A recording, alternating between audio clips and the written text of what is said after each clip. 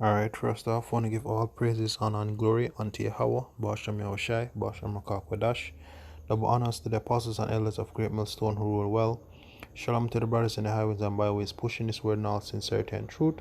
The sisters, the believers, the helps, Shalom. This is the brother Irawam from the JMS Jamaica camp, coming with another quick lesson. And this lesson is based on you know the fact that Yahawashi is the big or Yahawashi's birth, marked the beginning, of the end, right? I was actually thinking about like it's the fact that these prophecies are being fulfilled, and through the Spirit, it's clear that this is the end. And I was thinking about the fact that Yahawashi's birth was perfect. The Most High being perfect in his grand scheme, and everything, right? So I really hope that this is edifying, and let me just get straight into the lesson. Now let's start with Daniel and the kingdoms that were prophesied on the face of the earth. King Nebuchadnezzar had a dream, right? And we're just gonna start at verse 37, right, or 36. For the interest of time, you can read the whole chapter on your own time, right? So this is Daniel chapter 36, and Daniel chapter 2 verse 36. It says, "This is the dream that we will tell, and we will tell the interpretation thereof before the king. O king, thou, O king, art a king of kings, for the power of heaven had given thee a kingdom, power and strength and glory. And wheresoever the children of men dwell, the beasts of the field and the fowls of the heaven had it given into thine hand, and had made thee ruler over them all. Thou art this head of gold." Right? So the first part of the statue, which was the head of gold, which was what? The Babylonian system, right? Or the Babylonian kingdom, right? It says, "After thee shall arise another kingdom inferior to thee, and another third kingdom of brass, which shall bear rule over all the earth." So with the gold, and the silver and the brass, three, right?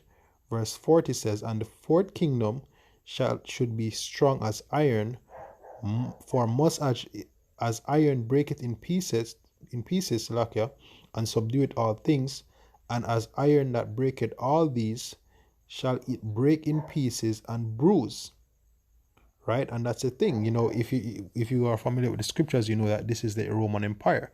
They led through their military might, and they had a lot of swords which is actually made out of iron or steel, right? It was their main form of weaponry. They're also known as the Iron Hand. They went through and they conquered and they ruled, the known world at the time. Not all of it, but if you look up the Roman Empire, you saw that they ruled over Europe, parts of Europe, Southern Europe, North Africa, right? To the right, you have Egypt, and within the Mediterranean waters, they had a large coverage, right? Now, this is the time in which the Lord Yahawashi was born, during the rule of the Roman Empire, right? And if you go through the scriptures, there's a lot of reference, even in the New Testament, when you look up, agree with an adversary while thou art in the way of him. Where if you look up the word adversary, it will tell you a prefect, or a pro a protractor, I think, if I remember correctly. And we all know, in the time of when Yahushua was a baby, Augustus Caesar decreed that all the land should be taxed. So it was clear, and we know that Pilate was also a Roman official, right? So that was the time period in which Yahushua was born. That was the time period in which Yahushua was alive, right? So that's the fourth kingdom. Now, what is the significance of highlighting that this is the fourth kingdom? Because after this fourth kingdom, there is another kingdom. Well, let me continue, right? It says, "And whereas thou sawest the feet and toes, part potter's clay and part of iron, the kingdom shall be divided, but there shall be in it of the strength of the iron, for as much as thou sawest that the iron mixed with miry clay. And as the toes of the feet were part of iron and part of clay, so the kingdom shall be partly strong and partly broken. And whereas thou sawest the iron mixed with miry clay, they shall mingle themselves to the seed of, with the seed of men, but they shall not cleave one to another, even as the iron is not mixed with clay. Right? And that's the thing. Yahawashi, that is talking about now. You have NATO, the EU, you have strong nations, like America, Germany, and you have weak nations, like Ireland, you have Greece, you know, Italy, you have so it's mixed, partly strong, partly weak. Some partly strong economically, some partly strong also military wise. And you have others that are weak military wise as well as weak economically as well, right? And we see that that is in today's society. So if Yahushua was born in the time period where it was the time period of the iron, and the kingdom after that would be mixed with iron and clay, right, which is the last kingdom within the series of the statue, then Yahushua was born in the beginning of the end. And that is the time period in which what the doctrine of salvation for the Israelites, went forth, so that at the end we may be saved, both through spirit, and Yahushua is also coming back physically to get us out. Right? Let me continue. Right? It says, and whereas thou sawest iron mixed with miry clay, this no, so like verse 44. Right? And it says, in the days of these kings shall the power of heaven set up a kingdom, right, which shall never be destroyed, and the kingdom shall not be left to other people, but it shall break in pieces and consume all these kingdoms, and it shall stand forever. Right?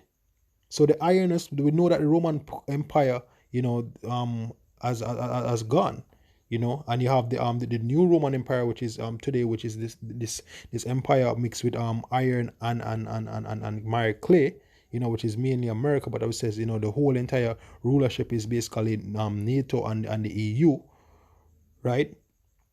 Yahushua is coming back to break all of that apart. Right, and you have various scriptures which tells how it will fall apart, such as Revelation 17, among other scriptures. Right?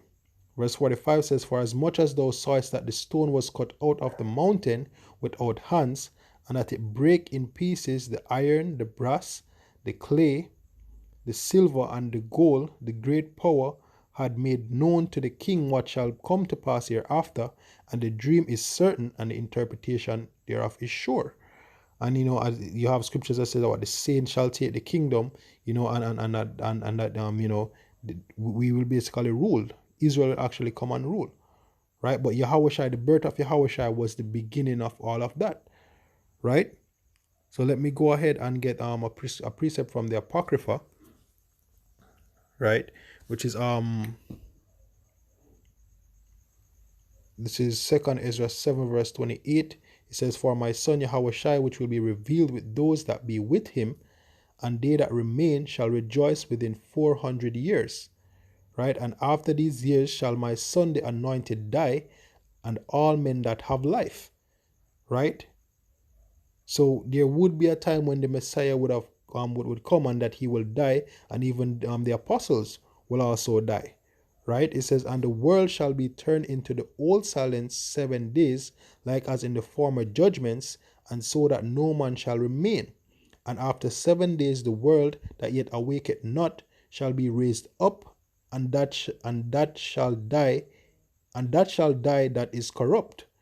And the earth shall restore those that are asleep in her, meaning what, the Israelites, those that discontinued from we discontinued from our heritage. The curse was poured upon us, right? But in the last days we got the spirits, that is what us being awaked again, as it says in Revelation 11, I think, where it says their dead bodies. Well, I'll actually get it real shortly. It says the earth shall restore those that are asleep in her, and so shall the dust those that dwell in silence, and the secret places shall deliver their and the secret places shall deliver those souls that were committed unto them. And the Most High shall appear on the seat of judgment, and misery shall pass away, and the long suffering shall have an end. And that's the thing, that is referring to what the Lord judging this current society, and putting us, the Israelites, on top, starting with His only begotten Son Yahawashi, and the 144,000, right?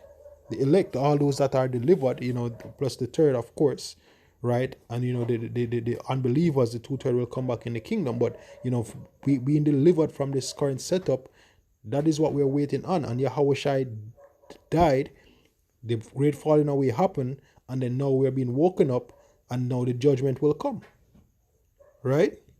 So let me just get well, I'm gonna get one precept before I go in Revelation. This is the book of Second Thessalonians 2, and I'll start at verse 1. It says, "Now we beseech you, brethren, by the coming of our Lord Yahawashi the Messiah, and by our gathering together unto him, that ye be not soon shaken in mind, nor troubled, neither by spirit, nor by word, nor by letter from us, nor by letter as from us, as the day of the anointed is at hand. Let no man deceive you by any means, for that day shall not come except there come a falling away first, and the man of sin be revealed, the son of perdition," which is who? Esau, the so-called white man. And that's what we were under the curses, right? Or we're still under the curses, but we're being being raised up from the curses.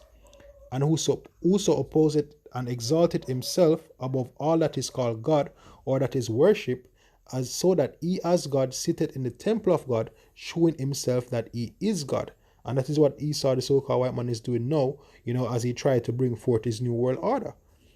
And that is that is part of one of the reasons why the Lord is coming back, to judge him and punish him for his pride. Alongside with what? Give saving Israel, and performing the promises made unto our forefathers, either Abraham, Isaac, and Jacob, right? Next precept, I'm gonna get the one in Revelation. I think it's Revelation 11, and let me get the point.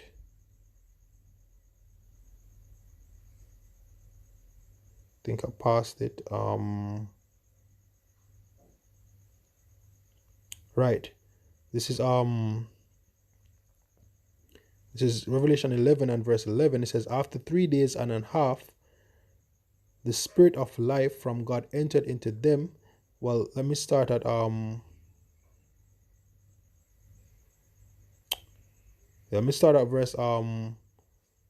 8. It says, "And their bodies," talking about the Israelites, "shall lie in the street of the great city," which is what? America, right? Predominantly America, but America, because it will identify Sodom and Egypt, but we're scattered throughout the four corners of the earth, and the curses are upon all Israelites that were scattered up. But this is predominantly directly speaking of those that dwell in America, right? It says, "And their dead bodies shall lie in the street and the great city, which spiritually is called Sodom and Egypt, where also our Lord was crucified." And basically they are trying to cross out Yahawashi. They're trying to cross out Yahweh. That is also a part of the New World Order, to get rid of the scriptures, to get rid of righteousness, so that Esau can set up himself as God, with his laws, his rules, his religion, and basically him trying to rule the entire earth. Trying to be omnipresent with it, with his technology, and the institution of his sea, right? Now it says, "And they of the people and kindreds and tongues and nations shall see their dead bodies 3 days and a half, and shall not suffer their dead bodies to be put in graves." Right, because we were totally destroyed as a people. "And they that dwell upon the earth shall rejoice over them, and make merry, and shall sell gifts to one another, because those two prophets tormented them that dwelled on the earth." All these nations actually rejoiced over our people. And it also predominantly as it pertains to America, right? Verse 11, "And after 3 days and a half, the spirit of life from God entered into them, and they stood upon their feet, and great fear fell upon them which saw them." Right, which is talking about what? What was read in Second Ezra, about the time passing, and then we are rising from the dust, right? And they heard a great voice from heaven saying unto them, Come up hither. And they ascended up to heaven in a cloud, and their enemies beheld them. Right, and that's the time when the nuclear missiles actually drop and all the elect, are being beamed up. Right, as just that's how Yahawashi left, and that's how he's actually coming back. But we're going to be beamed up when those missiles drop. Right, and this was only possible because Yahawashi came, the Messiah came, right, and died, and he actually was able to loose the seals, and basically that way the doctrine or the knowledge of salvation was being spread forth, that we should have faith in him, right? Well, have faith in Yahweh through him, Yahawashi, and that he would be sent by the Father, as it stated earlier, to save the nation of Israel, right? And therefore we being able to rule. Let me get the next precept, which should be right. Luke 1 verse 68, it says, Blessed be Yahweh, power of Israel, for he had visited and redeemed his people. This was when Yahawashi what was in Mary's womb, and had raised up an horn of salvation for us in the house of his servant David, right? This is speaking of the horn of salvation is who? Yahawashi, as he spake by the mouth of his holy prophets, which have been since the world began. And Ezra was a prophet, right? That we should be saved from our enemies and from the hand of all that hate us, to perform the mercies to our fathers, and to remember his holy covenant, and the oath which he sware unto our fathers Abraham, that he would grant unto us, that we, being delivered out of the hand of our enemies, might serve him without fear, in holiness and righteousness before him all the days of our life. And that's what was explained in Daniel chapter 2 verse 44. That stone being cut out without hands, that the kingdom that will come, that shall not be passed to another. That stone cut without hands, that will strike the feet of the image and basically get rid of all the kingdoms that were before. Right? And it begins with the doctrine. It became with Yahawashi coming, giving his disciples the word, dying on the cross, paying that debt, redeeming us,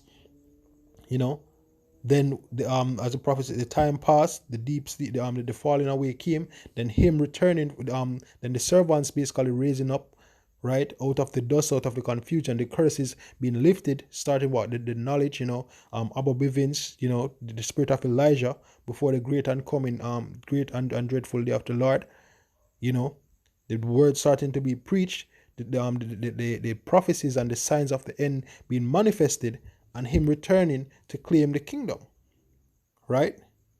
Which will lead to my last precept, which is Revelation chapter 5, and I'll start at verse 1, right? It says, And I saw in the right hand of him that sat on the throne a book written within, and on the backside sealed with 7 seals. And I saw a strong angel proclaiming with a loud voice, Who is worthy to open the book and to loose the seals thereof?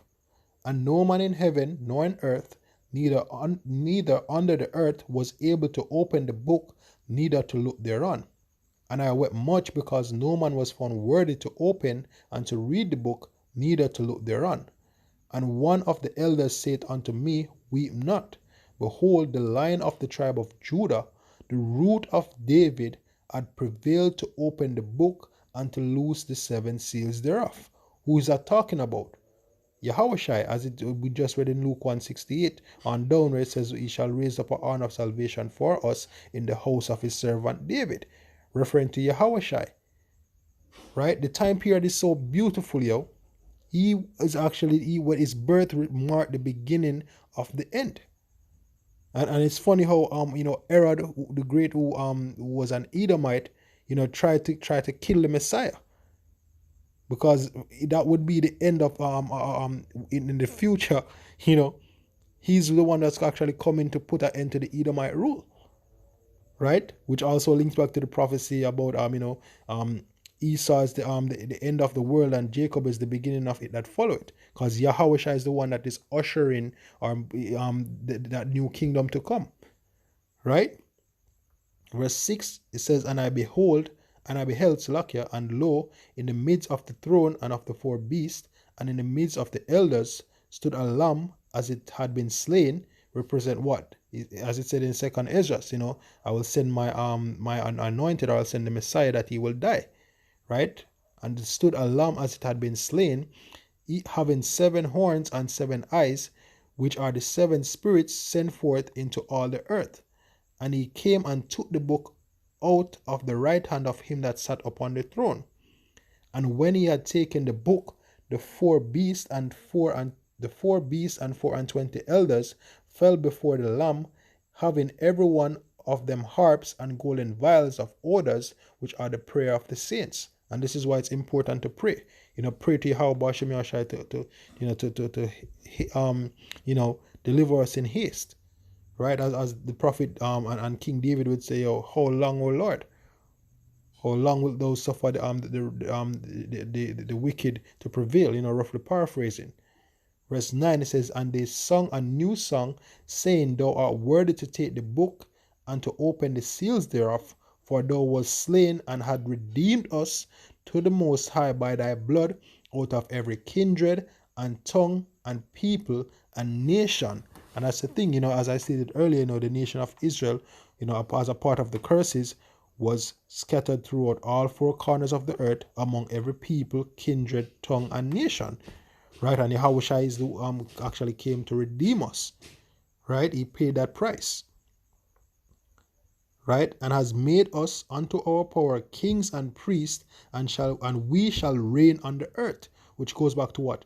Revelation, Daniel chapter 2, verse 44, about the kingdom that shall be set up and shall not be taken out, that should not be passed on or given unto another people. Right? So it's done. This is clear that this is the end, because this is what is about to be fulfilled. Yahawashi is about to get the kingdom.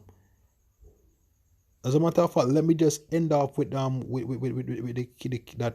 that point in Daniel, and I'll end it with that. Right?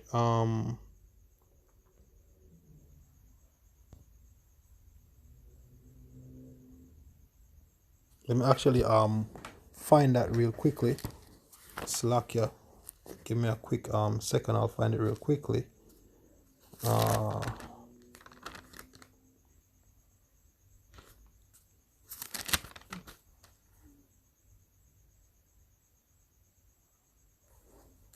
One second, Akim.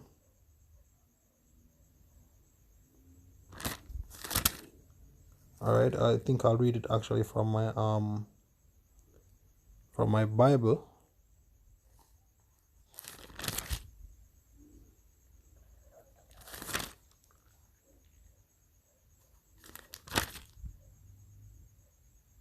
Well, let me just type it real here.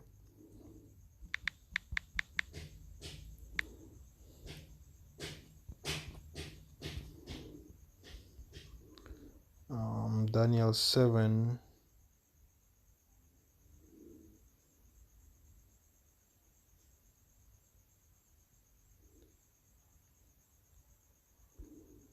Well, 22. Right, so this is Daniel 7 verse 22. It says, until the ancient of verse 21 says, I beheld, and the same horn made war against the saint and prevailed against them, right? Until the ancients of days came, and judgment was given to the saints of the Most High, and the time came that the saints possessed the kingdom, right? Now going down to verse 27, it says, and a king, and verse 26, but the judgment shall sit, and they shall take away his dominion, to consume and to destroy it unto the end. And the kingdom and dominion and the greatness of the kingdom under the whole heaven shall be given to the people of the saints of the Most High, whose kingdom is an everlasting kingdom, and all dominions shall serve and obey him. And that's the thing, that and all of this will be done in these last days.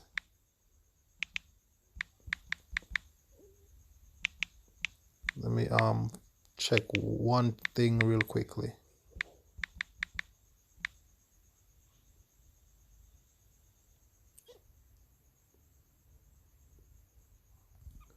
Let me just check for one. There's a precept that's coming to mind that I can't seem to find, and I think it's in Daniel.